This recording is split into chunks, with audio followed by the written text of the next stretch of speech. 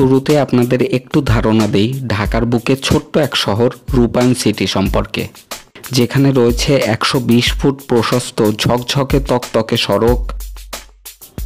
সড়কের দুই পাশে ও মাঝের সড়ক দ্বীপে রয়েছে পাম ও খেজুর সহ নানা প্রজাতির গাছ।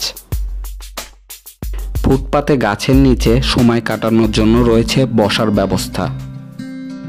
সন্ধ্যার পর থেকেই জ্বলে ওঠে দৃষ্টিনন্দন সড়কবাতি। মনোরম এই পরিবেশে গড়ে উঠেছে সারি সারি ভবন এবং প্রতিটি ভবনের নকশা একই রকম।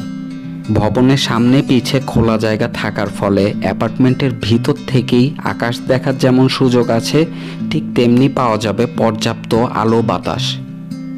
তো বেসিক্যালি আমিও আমার কাজিনরা সবাই মিলে রূপায়ণ সিটিতে আগের দিন গিয়েছিলাম সেখানে আমার মামাতো ভাইয়ের ফ্ল্যাট দেখতে, এবং সেখানে যাওয়ার আগ মুহূর্ত পর্যন্ত আমার ভিডিও বানানোর কোনো প্ল্যান ছিল না।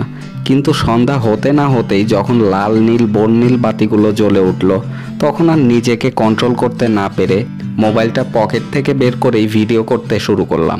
আজকে অ্যাকচুয়ালি ভিডিও করার কোনো প্ল্যান ছিল না, যার কারণে কোনো ক্যামেরা সেট আপ নিয়ে আসি নাই। বাট রূপায়ণে আসার পরে ভিডিও না করে আর থাকতে পারলাম না।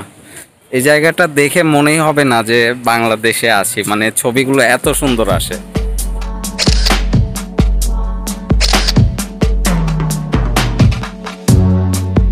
সত্যি বলতে সন্ধ্যার পর থেকে এই রূপায়ণ সিটি আসলেই দেখার মতো, এবং আমার মতো হয়তো আপনারও এমনটাই ফিল হতে পারে এ যেন দেশের মধ্যে এক টুকরো বিদেশ।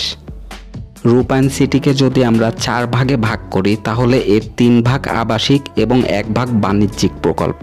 আর সব থেকে ভালো যে ব্যাপারটি আমার মনে হয়েছে তা হচ্ছে এখানে 63% জায়গায় খোলা, সেখানে কোনো ধরনের স্থাপনা থাকবে না।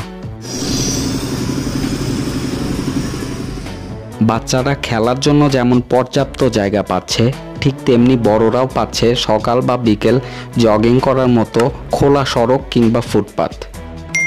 এই সম্পূর্ণ জায়গাটাই আসলে অনেক পরিষ্কার পরিচ্ছন্ন।